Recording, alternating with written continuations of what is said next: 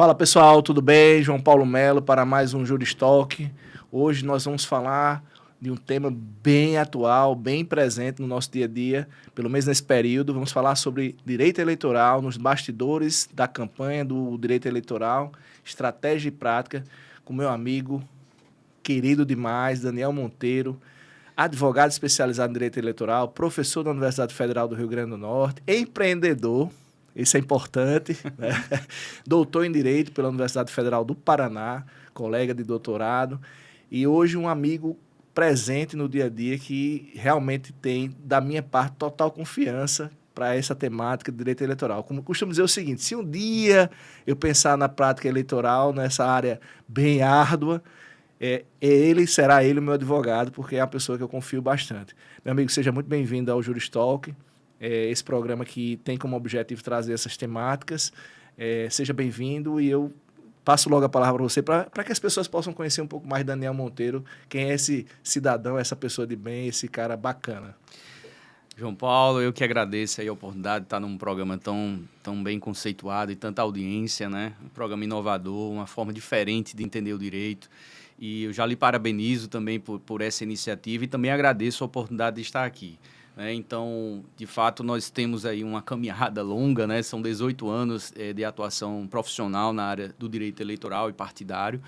E isso começou lá atrás, João, né? Porque tudo começa com uma certa, eu diria, educação cidadã que eu tive, né? Já na adolescência com os meus pais. Votei já aos 16 anos, mesmo sendo facultativo à época, como ainda de fato é hoje.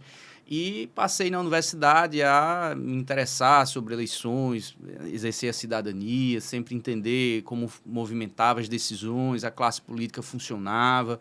E durante a universidade eu tive a oportunidade de fazer algumas pesquisas e, ao concluir a minha universidade e uma especialização, eu fui dar aula de Direito Eleitoral, né?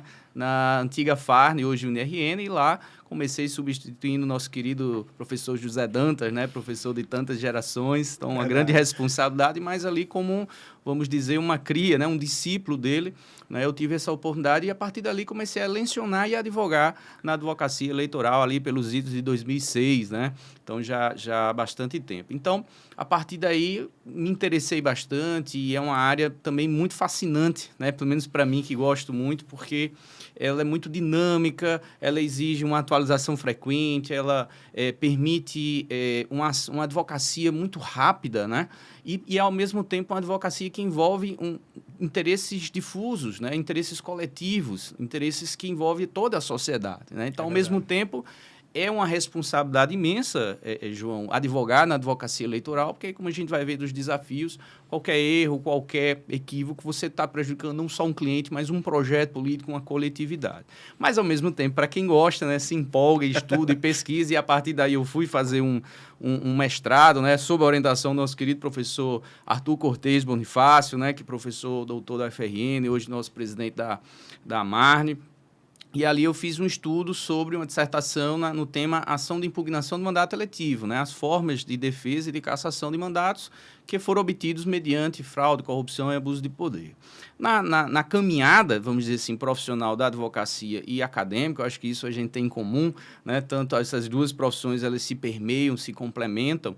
E aí eu avancei para esse doutorado, né? Fazendo aí uma tese sobre o compliance eleitoral, uma forma de incluir mulheres na política e evitar as candidaturas fictícias de mulheres. Então, fechando esse ciclo, a gente retoma mais uma eleição agora, né? Estamos aí a partir do dia 16, né, de agosto, já com o início da campanha eleitoral, eleições municipais em todo o Brasil. Então, eu diria que um resumo aí dessa minha caminhada seria esse. Que bacana. Você vê que eu vou voltar um pouquinho no tempo, porque eu acho que o ponto que mais me chamou a atenção, afora, né, a citação do nosso amigo José Dantas, professor queridíssimo, né, que a gente teve, e assim, é uma pessoa ímpar, né? Depois eu vou até fazer o convite para ele vir aqui, porque realmente ali é uma pessoa diferenciada, né? Um professor, um juiz, um cidadão que realmente... Ser humano, né? Ser humano diferenciado.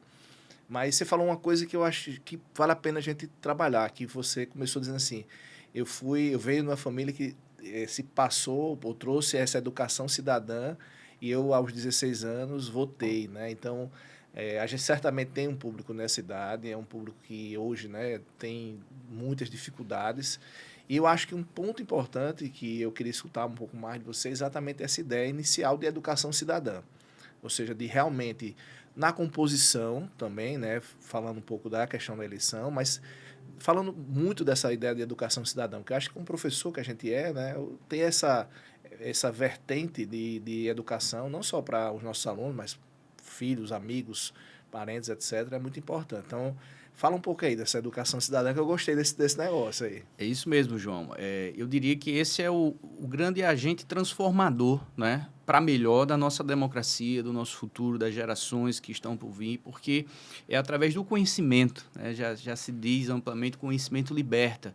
Então, a partir do momento que o jovem que está ali em formação do seu caráter, da sua consciência, do seu senso crítico, que a gente tanto estimula lá na UFRN, e passa a ter contato com diversas vertentes, né, da cidadania, inclusive de como exercer essa cidadania, seja na questão social, seja na questão das colaborações com o próprio processo legislativo e principalmente nas eleições, né? Ou seja, o eleitor jovem poder participar. Então, é importante que ele participe, ele vote, mas não só por participar de uma maneira consciente. E aí as universidades, elas trazem uma responsabilidade social muito grande por induzir, catalisar esse senso crítico e esse fomento à cidadania. E, claro, a família também, né? O seio familiar, os exemplos que estão dados dentro de casa, a informação sobre a importância do jovem participar e lutar por suas pautas, por suas necessidades, né? Pelo transporte coletivo, por segurança, né? No caso das mulheres, pela proteção das jovens mulheres. E, então, tem pautas muito sensíveis para o jovem. Ele precisa entender que ele tem um poder imenso, né? A própria soberania popular, que está lá no parágrafo 1 do artigo 1º da Constituição Federal, ela se desdobra em muitos níveis, né? E setores da sociedade. E, é claro, encontra um coro muito grande nos jovens. Inclusive, nas últimas eleições presidenciais, nós tivemos um recorde, né, de novos eleitores jovens. Então, é muito importante que o jovem participe da eleição, entenda como é o processo.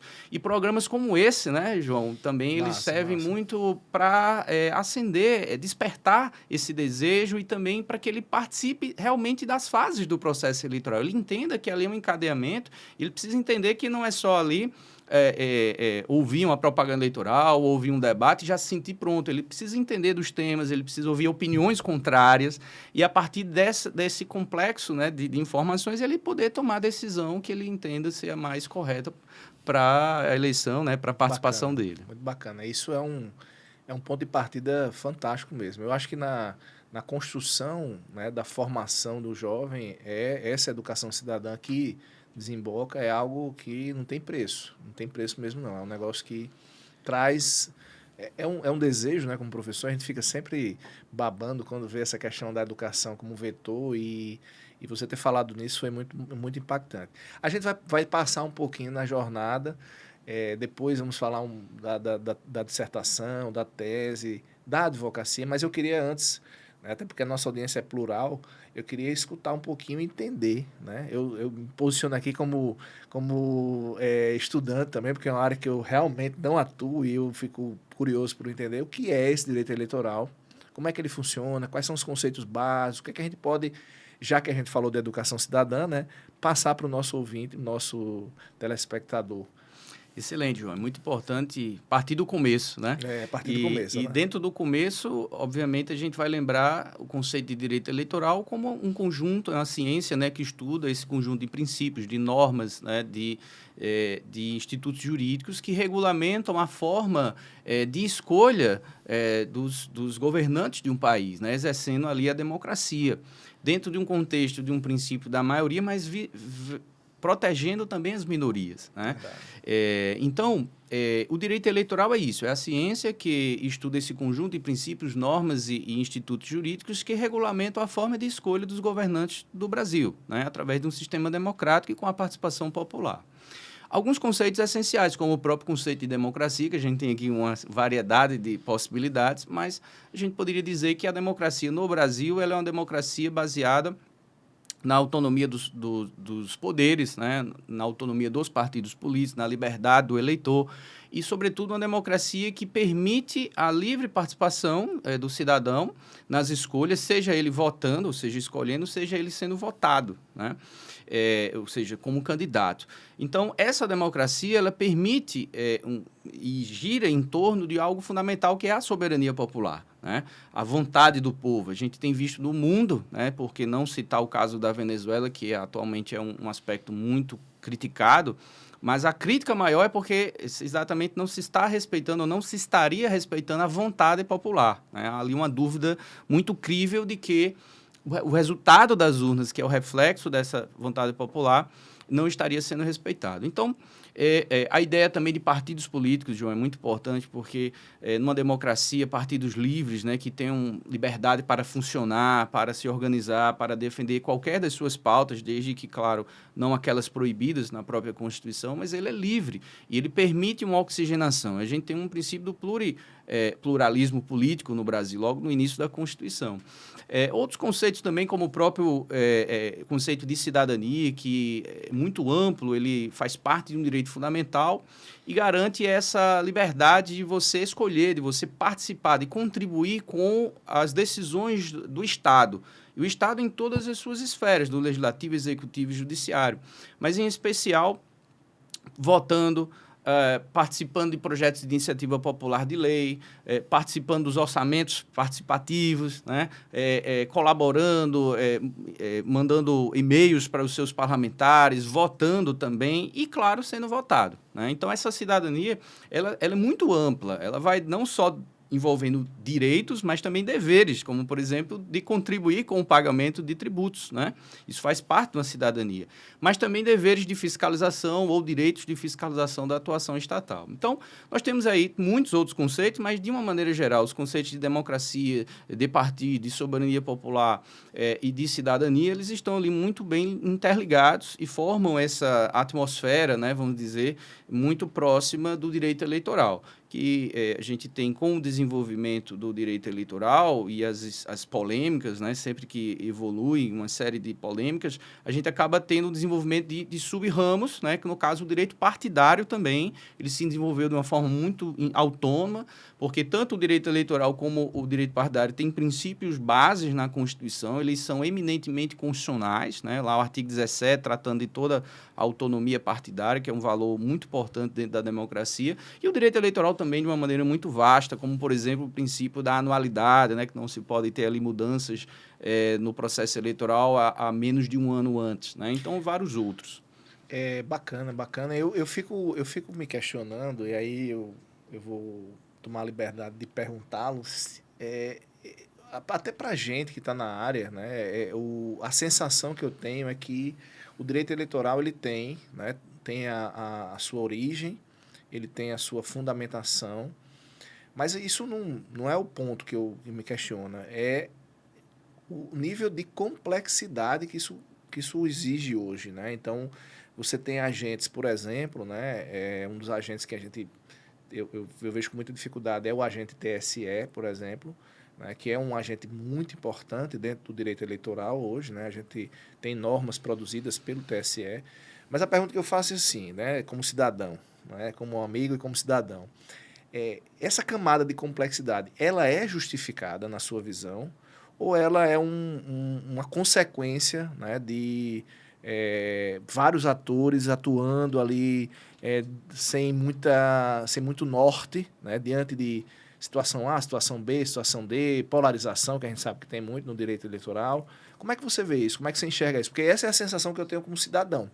Dizer assim, poxa, beleza, tem fundamento na democracia, tem fundamento na cidadania, tem fundamento no voto, se concretiza no voto, mas, né, quando se vê o direito eleitoral, você espera aí, calma, não é só isso não. Como é que você vê isso? Como é que você enxerga isso? É verdade, João. Existe uma complexidade, né? Eu diria que é um dos ramos mais complexos, realmente, do direito, né? Porque ele envolve, como você já citou, vários aspectos, várias nuances, várias influências, né? E sobretudo, ele envolve um aspecto nuclear que é a disputa pelo poder. E tudo que envolve a disputa pelo poder, no caso, envolve o poder político, mas também o poder econômico, o poder midiático, o poder da própria soberania popular e outros tantos, né? São muitos os interesses envolvidos nas diversas campanhas que se desenrolam nas eleições. E tudo que envolve poder, ele tende a trazer instabilidades, inseguranças jurídicas, polêmicas, né? Então, a gente tem que lembrar que existe até uma estruturação própria que também, de certo modo, favorece essa mutabilidade, que não necessariamente é ruim, tá, João? Porque a própria justiça eleitoral, como você citou, ela é formada de uma maneira híbrida. Ela não é fixa, ela tem mandatos, são magistrados que muitas vezes vêm de outros órgãos da justiça e até da advocacia para exercer biênios. Então, ela é oxigenada. Uma eleição, a justiça eleitoral está com um perfil, interpretando de uma forma para aquela realidade, já numa próxima eleição já muda, né? Então, a questão da insegurança jurídica é um grande desafio do direito eleitoral, porque, para além da complexidade de inúmeras normas, princípios e polêmicas e questionamentos, você tem essa mudança natural nas interpretações. E muitas vezes você tem interpretações que foram dadas, vamos dizer, por muitos anos e acaba, vamos dizer, migrando para uma outra forma diante de um casuísmo, né? Que aí, diante de um caso grande, de um caso de grande repercussão, onde há uma pressão social a respeito daquele candidato A ou candidato B que estaria ali envolvido, né? Então, respondendo a sua pergunta, essa complexidade, ela existe, ela é exatamente o que faz a importância também do profissional, do advogado eleitoral, e da advogada eleitoral, porque ele é que vai tentar, muitas vezes, esse mar de incertezas, né, em certos assuntos, acho que é a definição. É verdade. Em certos assuntos há um mar de incertezas, mas é a bússola, né, o guia, aquele que vai guiar o partido, a coligação, os candidatos, o projeto político por um caminho menos tormentoso possível, né? E, portanto, fazer uma segurança mínima para o projeto dar certo. Mas a gente fica se questionando, né, como cidadão, exatamente nesse ponto, né? Até que medida, né, isso é salutar, né, para a democracia. Porque, de fato, uma das razões de existir do direito, né, é a segurança jurídica, né? Então, você tem toda uma camada, né, de investimento da sociedade, né, no direito eleitoral, nas instituições eleitorais, com o objetivo de tê-las, né, ou de ter essa segurança jurídica. Mas é fato. Agora, escutando você falar, né, eu fico mais tranquilo, porque essa era a minha sensação com relação à complexidade. E só completando, João, assim, a gente fala o aspecto desafiador, mas existe também avanços significativos, como, por exemplo, uma súmula, ou os súmulas do próprio Tribunal Superior Eleitoral, como a mais recente, a súmula no 73, que sedimentou o entendimento da Justiça Eleitoral sobre as chamadas candidaturas fictícias de mulheres. Então, ele trouxe ali uma estabilização, né, uma segurança jurídica a respeito dos quesitos que caracterizam ou não essa situação. Uma candidatura fictícia que trazem ou não os efeitos da cassação da chapa toda. Né? Então, tem algumas evoluções também, né? Não é de todo caótico, né? Existe, sim, mas no final das contas, a gente em alguns pontos. A gente quer que, né, a gente está no direito, eu depois do doutorado, eu me filiei muito a essa percepção de realismo jurídico, né? Então, eu fico muito, muito confortável na ideia de que, ora, o direito é feito por homens. E homens, eles são quase racionais e não são completamente racionais. Então, você tem muitos vieses, muitas heurísticas, muitas questões para além do direito, econômicas, políticas, como você bem colocou, né, o poder. Você tem vários elementos que muitas vezes não ficam em silêncio, né? O direito, na realidade, muitas vezes é uma camada que gera essa ideia de previsibilidade, cientificidade, mas no final tem muito essa camada de construção, vamos dizer assim, de uma sociedade menos problemática. Eu costumo dizer o seguinte, tá? E por isso que eu entro nesse ponto, até para você me colocar para a audiência, né? Dentro do cenário de complexidade, obviamente, né, o advogado ele é fundamental, né? Então, eu hoje uso essa analogia, eu disse assim, você prefere ir para a guerra sem ou com armadura? Boa, excelente então, assim, a armadura que armadura, flecha, o que você tiver. Espada, então, bomba. Então, assim, a advocacia eleitoral, como é essa advocacia? Porque essa advocacia em alguns momentos, logo que eu me formei, eu tenho um amigo muito próximo que foi ser candidato a prefeito, e ele me chamou, disse, Deus me livre. Então, assim, é uma advocacia para corajosos. Como é essa advocacia? Para destemidos, né? Tem que ser realmente... Eu acho que, João, assim, o seu projeto aqui, ele traz essa colaboração muito importante, porque ele traz também exemplos e orientações para os jovens advogados, né, que estão entrando, né, e também reverberam a voz de alguns advogados experientes que já estão no mercado, né, e que a todo tempo tem que estar também se reinventando, se adaptando às novas necessidades. Mas eu diria o seguinte, o primeiro ponto é realmente o profissional buscar aquela área que ele mais se identifica, né? Afinal de contas, quando você gosta, quando você sente ali um frisson, né? Tem uma coisa diferente naquela área que mexe mais com você, então eu recomendo que você realmente siga aquela área, porque ali os desafios que terão em todas as áreas, não é um privilégio só do eleitoral, você sentirá menos, né? Você talvez até se traga aquilo como um estímulo, né? Um desafio para que você se capacite e vença aqueles desafios. Então eu diria que o advogado e a advogada eleitoralista é, sobretudo, um destemido, né? Um corajoso, alguém muito persistente, né? Porque muitas vezes a sensação é de que se está a nadar no contrafluxo de um rio, né? Você subir no rio acima e é como se fosse você só contra todos. Né? Então, você imagine só uma circunstância onde um cliente seu, o prefeito, é cassado, né? Então, imagine só toda uma estrutura de um município que depende, que está nos seus ombros, e você precisa dar soluções jurídicas e rápidas, né? Muitas vezes rápidas, para que aquela situação seja recomposta. Ou, mais ainda, impedir que aquilo não aconteça, ou talvez até viabilizar a cassação do seu adversário que está desequilibrando o pleito de maneira ilícita. Então, o advogado silencioso ou inerte, nesse momento, ele acaba deixando acontecer o ilícito e determinando o futuro de um município, por exemplo, de um estado ou da nação, né? Então, veja o tamanho da responsabilidade. Então, eu diria que a advocacia eleitoral é muito desafiante, exige uma preparação intensa, profunda, atualização. Outro aspecto, eu não recomendo, João, que ninguém atue na advocacia eleitoral sozinho, por mais experiente que possa se achar. É importante as parcerias, os outros pontos de vista. É como uma seleção. Você tem que montar um time com, né, vários talentos, né? Até porque o eleitoral ele tem muitas vertentes. Muitas vezes você tem ali a necessidade de um aspecto mais burocrático, você tem uma equipe que mexe e é experiente com os registros, com documentação. Há uma equipe que é muito boa, por exemplo, na parte da propaganda eleitoral, que muitas vezes os pedidos de direito e respostas liminares são 24 horas, os prazos de um dia, né? Às vezes até 12 horas. Eu já recebi até prazo de 12 horas para cumprir, né? Um juiz uma certa vez. É isso mesmo, é como dizer, isso mesmo. Prazo em horas, em horas, é isso mesmo, né? Deus então, assim, principalmente na propaganda eleitoral. E tem a parte criminal também eleitoral e os casos que geram cassação ou absolvições eleitorais, né? Então, são ali, vamos dizer, os aspectos mais contundentes na advocacia eleitoral, que você tem todo um itinerário a perseguir, a defender, a produzir provas no antes, no durante e no depois das eleições. Inclusive, nas instâncias, né? O exemplo aí das parcerias, você muitas vezes precisa ter profissionais que são mais familiarizados no âmbito de uma determinada zona eleitoral, de uma região, ou de um próprio TRE, ou ainda no TSE, ou até mesmo no Supremo Tribunal Federal, quando há necessidade de levar essas questões. Então, o advogado precisa ter essa equipe, né, ou pelo menos essas parcerias, para que ele tenha um potencial competitivo, né?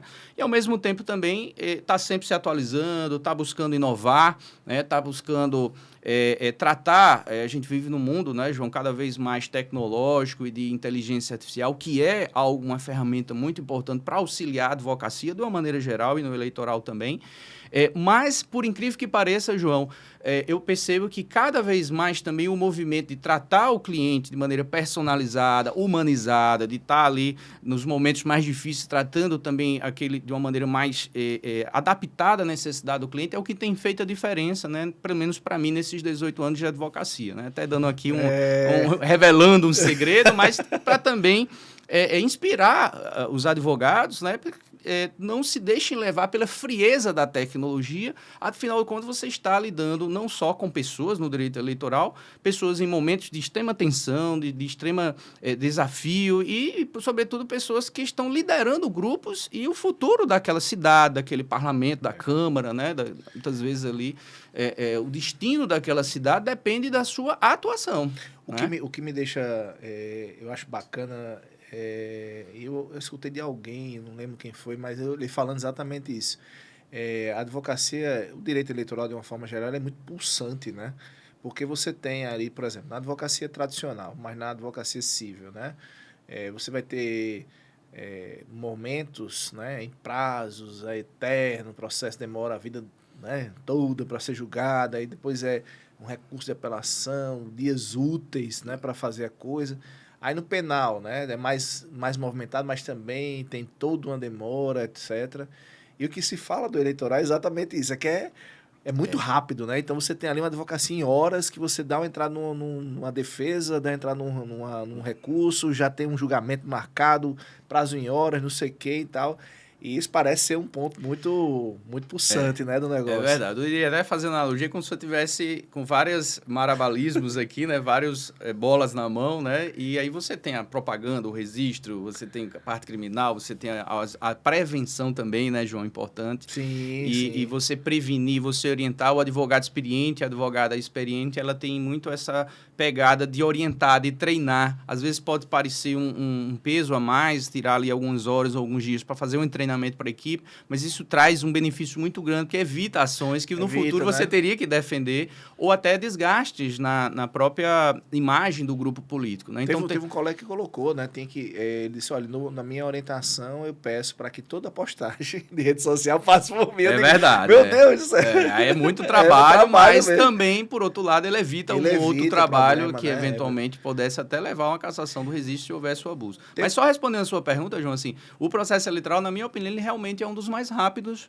dos processos brasileiros, né? Sem dúvida, o rito dele são em poucos dias, né? Para você ter ideia, o prazo de um recurso eleitoral, a regra são 3 dias, né? É o padrão, né? Enquanto que no processo civil, que a gente conhece bem, são 15 dias úteis. E mais um detalhe, a partir do dia 16, aliás, a partir do dia 15, os cartórios, né, já trabalham de maneira permanente as notificações. Somos nós que temos que olhar no mural eletrônico, não vem para nós, né? Nós é que temos que checar, né? É publicado lá e a gente que tem que acompanhar. E sábados, domingos e feriados, os prazos contam normalmente, né? Até o dia da eleição. Então, isso aí é uma coisa o dilema, aquele trauma que todo advogado tem de medo de perder um prazo, aí multiplica-se por... Ao máximo, né?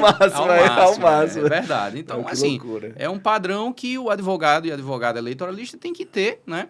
Tem que desenvolver essa expertise de acompanhar e monitorar tantas coisas ao mesmo tempo, mas ao mesmo tempo é muito gratificante, sobretudo quando o projeto político vai dando certo e que há essa coordenação. Porque eu sempre digo também, João, o papel do advogado não é só dizer o que é proibido ou o que é permitido, é ele trazer soluções jurídicas também, alternativas, criativas, conciliatórias, né? Sim, a conciliação que a gente tanto prega, que afinal de contas, a jurisdição é a paz social, a pacificação social é a principal função. E no direito eleitoral isso é possível. E os grandes exemplos são as reuniões que já estão acontecendo na maioria dos cartórios eleitorais entre os próprios players, né, do processo eleitoral, combinando ali, por exemplo, o sorteio de dias de comícios, né, para não haver uma coincidência, né? Problema, né? Ali sorteios de algumas questões, alguns acordos informais ou até formais que ajudam aí um processo mais tranquilo. Interessante. 3 pontos eu vou ressaltar na sua fala. Primeiro, eu queria um pouco mais de você falasse um pouco mais dessa questão do time, da formação do time, das parcerias. Porque eu acho que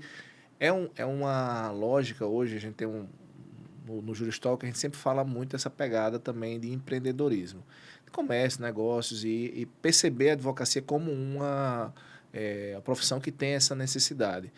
E eu sempre digo aqui ao meu aluno que ele olhe tanto para o cliente final, como para os colegas, como parceiros, né? Ou seja, o consumidor final e também o consumidor intermediário. Então, é um momento que, por exemplo, quem está advogando, quem está liderando, né, eu sei que você está liderando, fica desesperado para formar time, né? E aí a gente, às vezes, não tem a mão, né? Ou seja, quem são os colegas que estão ali, que podem atuar e tal. Então, esse ponto eu queria que você falasse um pouco mais, porque eu acho que é um ponto que gera um despertar. A gente está falando de uma atividade que, no Brasil, ela ocorre a cada 2 anos. Então, a cada 2 anos, e nesses intervalos de 2 anos, obviamente, esfria um pouquinho, mas ainda tem trabalho, né? Então, como é que é isso? Como é que é essa formação? Primeiro ponto, João, que eu vou, vamos dizer assim, desmistificar é que a advocacia eleitoral não é a cada 2 anos, né? Como política não é a cada 2 anos, ela é a toda hora, a toda hora, não existe verdade. Um começo, um meio e fim, as decisões políticas de agora, dessa eleição, já são tomadas, planejadas estrategicamente, tendo em vista a próxima eleição, então é um trabalho contínuo. E como tal, o advogado eleitoralista ele acaba passando a assessorar, fazer consultorias jurídicas no antes, no durante e depois desse processo. Ou seja, antes de obter o mandato, durante o mandato e até quando se perde o mandato, né?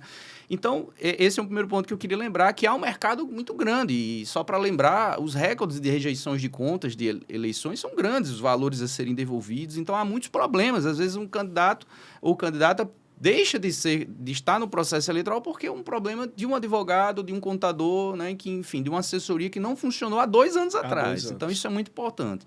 E seguindo essa questão das parcerias, eu obviamente lembro vários aspectos. Primeiro, a parceria com a contabilidade eleitoral, é essencial, né? O advogado e o contador andam de mãos dadas, é importante esse entrosamento.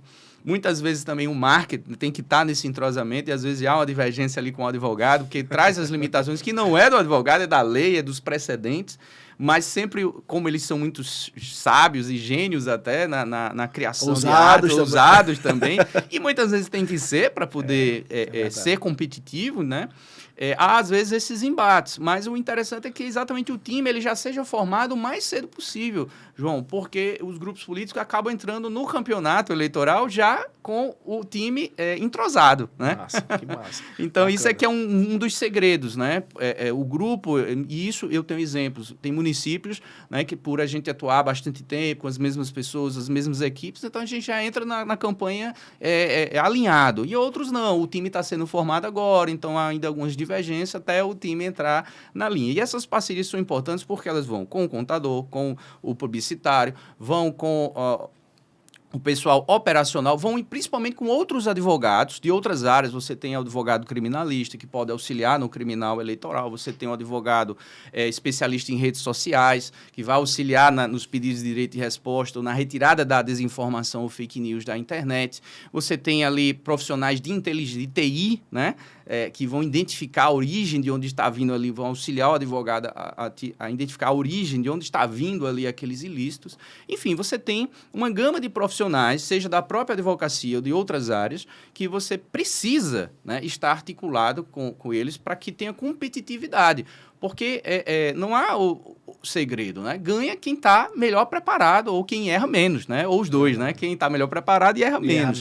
E para isso acontecer, o advogado, a advocacia eleitoral precisa estar ali de uma maneira muito personalizada, muito intensa, porque cada município realmente tem sua peculiaridade, tem seu estilo, sua forma, seus problemas específicos. Muitas vezes uma cidade menor, né? Ela é mais radical a política lá do que uma cidade, uma capital como Natal. Então, na tem suas perspectiva diferenças. Agora eu entendi que existe uma continuidade, mas na perspectiva, por exemplo, vamos dizer assim, mais fervor, essa municipal é mais fervorosa do que a nacional, né? Para o advogado eleitoral. Veja, João, tradicionalmente as eleições municipais elas são muito polarizadas e muito disputadas, porque a realidade do interior é que muitos interiores pelo Brasil afora, as pessoas dependem, muitas vezes, daqueles cargos que ocupam, ou ele ou a sua família ocupam na prefeitura. Então, eles realmente estão lutando pela sobrevivência deles. Aquele grupo político significa, na verdade, a perpetuação de rendas que aquelas famílias têm através de cargos que eles ocupam, do grupo político que eles são favoráveis. E quem está fora quer entrar e quem está dentro não quer sair. Isso é a regra básica, né? Então, isso gera, por si só, uma grande animosidade, porque as pessoas vestem a camisa e lutam e dão tudo de si para isso, muitas vezes até extrapolando os limites legais. E aí onde entra a Justiça Eleitoral, o Ministério Público, para ir coordenando e punindo os excessos, para que a voz do povo, a soberania popular, realmente chegue de maneira o mais incólume, né, o mais autêntica possível nas urnas, né? Fantástico. Então, lembrando, inclusive, das parcerias, que no dia da eleição a gente tem verdadeira operação de guerra para distribuir vários advogados por vários municípios que irão atuar na fiscalização da eleição. Porque é a hora onde as coisas realmente acontecem, né? O momento, o clímax de tudo isso que está acontecendo é o dia 6 de outubro, né? Porque é o momento onde o eleitor vai escolher, é onde o voto vai chegar. Então, muitas coisas... E aí, João, até a gente faz aqui uma crítica, crítica, né? A crítica de que suposta insegurança das urnas eletrônicas. Eu posso testemunhar que o sistema é seguro, até hoje eu não encontrei nada que me fizesse pensar diferente. E eu digo que a minha crítica, esta crítica, é exatamente que o problema está muito mais fora da urna do que na urna, né? Então, o problema que acontece é a compra de voto, a desinformação, os abusos de poder, e isso sim macula a vontade popular, e não os alegados fraudes à urna eletrônica, né? Eu não consegui até hoje, 18 anos de advocacia eleitoral, comprovar, e já fui contratado para isso, não consegui comprovar essa burla. E me diga uma coisa, aí dentro da perspectiva, você falou também aí, o que é que a inteligência artificial pode ajudar o advogado nessa lida de análise enfim, do dia a dia de uma campanha, de uma assessoria? Como é que a inteligência entra nessa história? A IA, a inteligência artificial, hoje ela já é uma realidade, né? Quem ainda não a usa precisa se atualizar, precisa manuseá-la, treiná-la e conseguir usá-la, né, da forma correta, porque ela auxilia de uma maneira fantástica, né? Então, por exemplo, a própria elaboração de petições, né, padronizadas ou não, ela já pode auxiliar o advogado a fazer ali petições até em grande escala, que são padrões, né? E ali o advogado dando a sua pitada de revisão para protocolar. Então, ele agiliza o trabalho que seria feito por vários advogados, por exemplo, né? Claro que com a coordenação humana.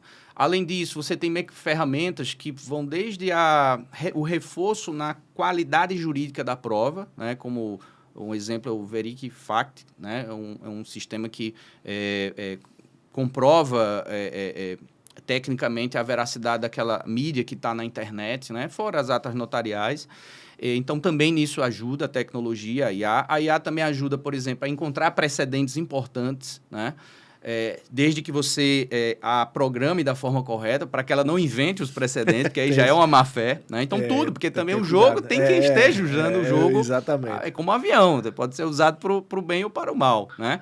Então, você tem essa tecnologia, inclusive os indicadores, tem empresas especializadas no mapeamento daquela campanha e entra o jurídico dentro disso também para analisar onde está, por exemplo, a gestão de riscos, onde tem mais riscos de ações ou tipos de demandas, né? Por exemplo, aonde na eleição passada houve mais compras de voto, aonde o eleitor tem ali, a inteligência artificial pode fazer a leitura dos potenciais eleitorais, mas também os potenciais de riscos jurídicos. E eu não posso deixar de lembrar, é claro, o tema que me é muito caro, né, que é o do compliance eleitoral, né, que é uma metodologia de monitoramento jurídico desses riscos, de prevenção, de trazida de integridade, né, de segurança jurídica para o grupo de maneira preventiva, o antes, o durante e o depois, e pode ser utilizado também a inteligência artificial para fazer esse monitoramento. Mas também pode usar um simples caderninho à mão, né? Então, o compliance eleitoral como método jurídico de gerenciamento, de prevenção de riscos jurídicos, ele pode ser feito de uma maneira extremamente moderna, com o uso de um programa treinado para fazer a inteligência, através da inteligência artificial, ou até uma planilha de Excel ou manuscritamente, você pode também usar essa ferramenta inovadora de monitoramento jurídico. Esse tema compliance, ele é um tema hoje que eu não vou dizer que abracei, porque eu acho que a gente não pode abraçar tudo, mas é um tema fantástico. E uma coisa que você falou, e para a gente seria muito... Eu não sei até que ponto isso foi comprado pelo direito eleitoral, pelos órgãos, etc. Mas, assim, você estimular a integridade, né, dos participantes do processo eleitoral, ou seja, olha, o jogo é esse, né, vamos jogá-lo dentro de um fair play, exatamente para que ao final, né, seja A, B, C o vencedor, a gente possa ter a confiança de que foi tudo corretamente, né? Eu acho que esse é o grande desafio, né? Mas eu queria saber um pouco mais dessa questão do compliance. Você falou rapidamente, mas eu quero pegar, Sim, porque eu acho que esse é um ponto muito importante dentro da lógica, inclusive de melhoramento do sistema, né? Sim, a gente sim. busca também, né, como cidadão, que o sistema... Você falou da urna, a gente sabe do sistema político, mas no final todo mundo não, mas o cidadão pelo menos, né, que é aquele que tem a participação, a soberania popular, ele quer que o sistema seja o melhor possível, né? Então, acho que é uma temática interessante, eu queria escutar um pouco mais. O tema do compliance, né, como você sabe, João, fez parte da minha tese de doutorado, né, na UFPR. Então, eu estudei uma tese, né, eu proponho uma tese do uso do compliance eleitoral como meio de evitar as candidaturas laranjas de mulheres, né, na política. E, principalmente, de viabilizar o acesso verdadeiro delas aos espaços de poder e de decisão. Mas, para além dessa questão da mulher na política, a figura do compliance é, primeiro, uma ferramenta inovadora, né, uma ferramenta jurídica. Ela é uma metodologia. O que é o compliance? É uma metodologia que ela parte de um pressuposto de promover um monitoramento da atuação partidária e eleitoral, certo? Esse monitoramento é antes, é durante e é depois da eleição. E ela segue métodos próprios, segundo pilares próprios, como, por exemplo, a busca pela ética, o gerenciamento de riscos eleitorais, né? E, por exemplo, gerenciar o risco da perda de toda uma nominata, né? Imagine só, você ter que produzir provas antes de que, se for questionado, você tem como provar que aquilo seguiu a legislação e, portanto, não deve haver uma cassação. Então, o compliance eleitoral, eu não vou dizer salva vidas, ele salva projetos políticos, né? É por isso, porque ele previne, é uma espécie de uma vacina jurídica, né? Mas não só isso, ela traz a cultura da ética, ela traz a questão da participação das pessoas envolvidas, os stakeholders, né? As pessoas que estão gravitando, né? O contratante, o estagiário, o candidato, o coordenador, o contador, o advogado, o publicitário. Então, o próprio candidato são pessoas que estão ali naquele universo e precisam ser monitorados para que caminhem para a direção correta, né? Para além disso, também você tem as ouvidorias, então você pode, por exemplo, receber denúncias de pessoas que estão podem trazer problemas dentro da própria campanha, que o adversário pode estar de olho, pode usar isso para prejudicar o projeto. Então, se você descobre isso antes, você sana aquela irregularidade, protege, mas não só olhando para o grupo próprio, mas também para o adversário, entende, João? Então, monitorar a si próprio, o grupo próprio, mas também os erros dos adversários pode ser algo decisivo numa campanha. Como nós sabemos, campanhas municipais muitas vezes são decididas voto a voto, diferença de 5 votos, de 30 votos, de 90 votos, então é muito pouco dentro de uma disputa eleitoral, que é muitas vezes no voto a voto mesmo, sobretudo as eleições para vereador, né? Então, tive casos até que eu acompanhei de houve empate, né, na eleição para vereador, e aí o mais velho foi eleito, né, conforme a preferência que a lei dá. Mas, por exemplo, se houvesse a prova ali de uma manipulação, né, de votos ou de familiares, poderia reverter esse resultado, né? E o compliance eleitoral, ele permite isso. Então, são poucos advogados ainda que atuam, né? O compliance, ele ganhou grande proporção em vários setores, o tributário, o empresarial, o trabalhista, e nós, de maneira pioneira, no grupo de pesquisa em direito eleitoral na FRN, já há muitos anos a gente vem estudando, e isso participou dos debates do grupo de pesquisa em direito eleitoral, o GPDE, e foi evoluindo para escritos, para debates, para palestras e para minha tese de doutorado e para a prática também para alguns clientes, em especial as mulheres, né? A gente tem prestado essa atuação e tentado trazer um diferencial para elas na competição extremamente acirrada que são as eleições municipais. Você acha que as instituições, de uma forma geral, como, por exemplo, o TSE, os TRS, compraram essa ideia do compliance? Porque uma das dificuldades que eu vejo na lógica do compliance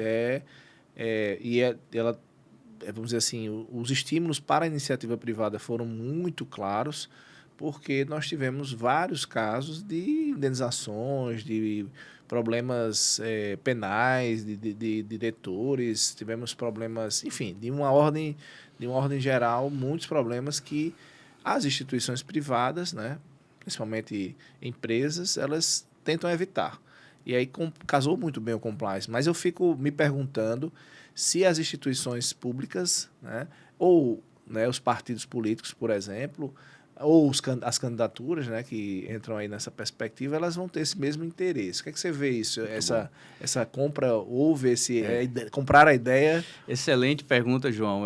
O que eu posso dizer, inclusive, que eu identifiquei e trouxe para a minha tese de doutorado é que sim, né, que principalmente as instituições públicas, muitas delas já adotaram procedimentos voltados à integridade, ao compliance, né, aos programas de integridade. E eu diria que, mais precisamente com o advento da lei anticorrupção, que veio, inclusive, no contexto ali de Lava Jato, ganhando força, as instituições, as empresas, a própria lei de licitação, ela favorece ou exige em contratações milionárias que se tenha um programa efetivo de compliance, aquela empresa que vai prestar serviços e valores vultosos. Então, ela exige como condição no edital para que ela participe. Então, isso é uma prova de que foi adotada. A lei de licitação adotou o compliance. Diversas instituições, eu vou dizer, a Justiça Eleitoral, o TSE, não sei se você sabe, mas ele tem um programa de compliance e integridade. Então, os TREs também, ele espalha essa iniciativa para os seus TREs. Então, a Justiça, sim, já comprou. Né? O próprio Barroso, o presidente do STF, já manifestou várias vezes favorável. Tem iniciativas também no STF sobre isso. E nos governos estaduais e municipais de vários lugares no Brasil também adotaram leis estaduais ou municipais internalizando métodos de boas práticas de compliance. Se a gente for, por exemplo, aqui mais para perto, a própria Fierne tem um programa robusto de compliance. Existe um programa super referenciado que é o selo Proética, onde as grandes empresas a nível nacionais, multinacionais, passam todo um monitoramento contínuo, né, inclusive, para obter esse selo e ganham o chamado goodwill, né? Ganham no valor subjetivo das empresas e das instituições, porque elas passam a ter uma política de boas práticas, elas começam a fechar brechas jurídicas que poderiam trazer problemas. Então, a minha resposta é que, no âmbito das instituições públicas, do judiciário, né, de municípios, de estados e até do governo federal, nosso FRN, não sei se você percebeu, mas tem também, né, através da União, da sua controladoria, CGU, né, o TCU e outros órgãos de fiscalização, estimulam e aplicam esses métodos de compliance e de integridade. Na questão dos partidos políticos, sim, também nós temos partidos que já passaram a aplicar, algumas campanhas também, mas sim, também em pouca quantidade. Nós ainda não temos uma popularização, digamos assim, uma extensão muito grande, porque, primeiro, é algo novo, tudo que muda uma cultura leva tempo, né? Se você lembrar, alguns anos, né, nós tínhamos campanhas de conscientização para o uso de cinto de segurança, e hoje é algo básico, né? Você anda no carro, até o carro apita se você não botar o cinto de segurança. Então, foi uma mudança de cultura, a andar na faixa, então tudo que leva a uma mudança de cultura leva um certo tempo, mas eu diria que o compliance, João, ele é realmente um caminho sem volta, porque ele já está acontecendo, né? Não é uma coisa para o futuro, ele já está se disseminando. E aquele candidato, e eu deixo esse recado, né? Aquele candidato, aquele líder partidário, presidente de federação de partido que passa a adotar isso, ele vai ter um grande diferencial na campanha dele, não só do ponto de vista jurídico, mas que também pode ser explorado do ponto de vista do marketing eleitoral. Né? Dizer que, olha, nós somos os pioneiros, né? Não tem lei nos obrigando, mas nós queremos espontaneamente mostrar que somos uma campanha limpa, transparente, com integridade, com ética, e através da metodologia do compliance. Então, fantástico, eu acho que isso aí é muito importante. É bom escutá-lo e saber que as coisas estão andando. Estão andando. Eu tenho hoje eu sei que o ponto principal o ápice dessa prática eleitoral, e eu queria escutar um pouco também, é a campanha política. E eu queria que você trouxesse aqui algumas situações que você entende que são, vamos dizer assim, corriqueiras, importantes, que o advogado que atua na área eleitoral precisa conhecer, enfim, casos que você acha que são pitorescos, enfim, essa área realmente nesse momento de pulsação, né, que é a campanha, que começa a esquentar até o dia da eleição, é algo que talvez seja o ápice da advocacia eleitoral também. Eu queria escutar um pouco mais sobre essa situação. É verdade, João. Nós estamos vivendo agora a fase dos registros de candidatura e das impugnações desses registros. Então, tem algumas coisas pitorescas que acontecem nesse momento, como, por exemplo, aparecer processos que estavam desaparecidos e podem gerar inelegibilidade, né? Então, muitas vezes é uma estratégia do adversário que estava aguardando o momento certo para surpreender e impedir ou dificultar a correção daquele vício jurídico, né? Às vezes, realmente não tem o que fazer, mas também, às vezes, são fraudes, são falsificações, são rasteiras mesmo que são dadas, às vezes, até dentro do próprio partido, João. Para você ter ideia, você tem uma fase agora onde tem casos ao Brasil por aí, onde há dois grupos políticos de um mesmo partido fazem duas convenções, duas atas e registram candidatos diferentes. Meu Deus. E isso chega para a Justiça Eleitoral, ambos os grupos irão fazer campanha e em algum momento a Justiça irá decidir qual que vai ser válido. Tanto é que quando muitas vezes acaba a eleição, você fica ali com a indefinição. Se alguém que foi eleito, mas está pendurado, digamos assim, aguardando um recurso ou uma liminar, ou da Justiça Eleitoral, ou até de uma outra justiça, porque você tem a lei da ficha limpa, ela traz, por exemplo, condenações de segundo grau, por exemplo, quando se condena alguém por improbidade a perda dos direitos políticos dele, a pessoa fica inelegível quando causa ali dano ao erário público. E aí você tem uma decisão do Tribunal de Justiça condenando, mas você pode conseguir uma liminar no STJ suspendendo esses efeitos, o que torna o candidato apto provisoriamente, né? Aí ele vai por conta e risco, muitas vezes se elege, consegue confirmar as liminares e consegue exercer o mandato, mas às vezes não, tem um revés. Então eu diria que um dos desafios, né, dos casos pitorescos são esses vai e vens, né? Muitas vezes você tem cassações, o candidato sai, depois volta, o prefeito volta, sai, e aí fica essa disputa, né? A disputa eleitoral, que alguns chamam de tapetão, né? Acaba indo, não gosto desse termo, porque o judiciário é um judiciário eficiente, sério, o judiciário eleitoral, e ele parte para a disputa de forças também no judiciário eleitoral, o que é comum. Cada lado vai contratar ali as bancas de advocacia que vão tentar a melhor defesa possível. A lógica do lawfare é muito comum. Acho que nasceu no direito eleitoral, né? Ou seja, você tem uma disputa que ela passa pela campanha, mas também passa pela justiça, né? É quase o combo fechadinho, né, de uma discussão como essa. Então, é ingênuo demais imaginar que a gente vá para um pleito eleitoral sem uma discussão como essa, né, jurídica. É comum, né, a discussão jurídica. Daí porque a importância do advogado, né? E antes, de preferência antes, porque, evidentemente, ele pode evitar ou produzir provas, João, que vão ser decisivas para uma absolvição, por exemplo, dentro da metodologia do compliance. Que fantástico. Eu queria, para a gente ir avançando para o fim, eu queria que você falasse um pouquinho do que você acha que o desenho que você imagina que vai ser essa campanha, alguma coisa que você entenda que é diferenciada para exatamente a gente trazer isso como um conselho, vamos dizer assim, uma sugestão para o advogado, para os jovens advogados, aqueles que estão começando vai ser a primeira campanha deles. Então, o que é que você acha que seria algo diferenciado nessa campanha que nós começamos agora? Eu acho, João, que o grande diferencial, como eu disse no início, é a questão, de fato, de você trabalhar em equipe, com vários talentos, né? E dentro de uma organização onde traga uma competitividade. Esse conjunto de talentos, né, em várias áreas, em vários setores, permita o jovem advogado se inserir no processo, mas o advogado experiente também se valer da força, da inovação dos jovens advogados, e assim você tem uma equipe completa. Que fantástico. Pessoal, eu vou pedir mais um conselho para ele, mas já ficando aqui com a sensação de finalização e tristeza por não poder avançarmos a tarde toda aqui de conversa.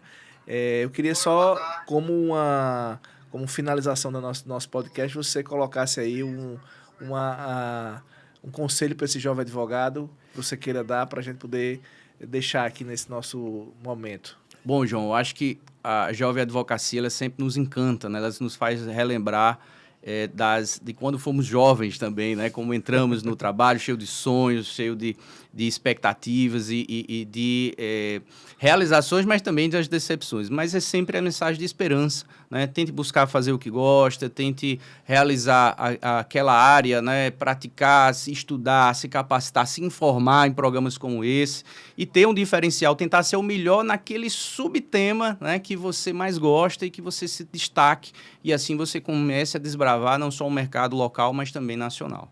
Perfeito. Meu amigo, fica aí mais uma vez, né? Como vocês viram, um podcast fantástico, um tema que eu acho que precisa ser pensado, estudado, refletido, um profissional diferenciado, né? O professor Daniel Monteiro. Peço a vocês aí que, mais uma vez, né? Curtam, compartilhem nosso podcast para que a gente possa alcançar mais e mais pessoas que gostam dessa temática. Mais uma vez, obrigado. Fiquem com Deus. Até uma próxima oportunidade.